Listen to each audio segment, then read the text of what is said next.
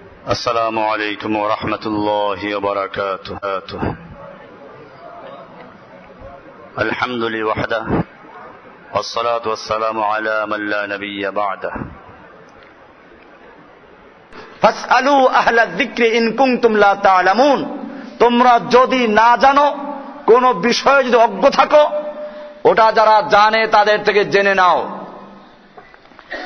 এরকম ভাবে যারা আল্লাহর পথে আছে তোমরা তাদের সঙ্গী হও। এ পর্যন্ত আমাদের কোন আপত্তি নেই, বরং এটা গুরুত্বপূর্ণ বিষয়, কোরআনের আদেশ।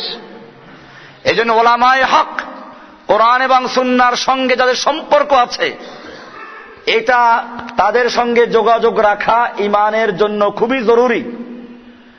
আমরা এজন্য মানুষকে 4টা ভাগে ভাগ করি।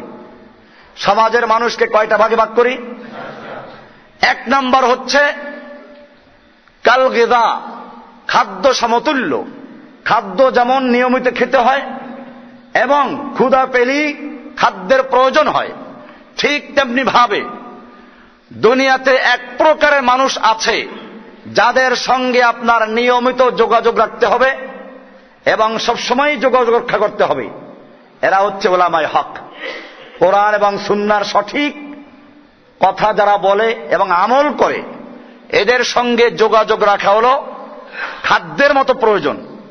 খাদ্য বিহীন যেমন মানুষ বাঁচে না, খাদ্য যেমন নিয়মিত খেতে হয়, না খেলে নিস্তেজ হয়ে পড়ে, দুর্বল হয়ে পড়ে, ঠিক তেমনি ভাবে কোরআন সুন্নাহর সঠিক ইলম যারা রাখে এবং তদনুযায়ী আমল করে, এদের সঙ্গে যোগাযোগ রাখা অত্যন্ত জরুরি।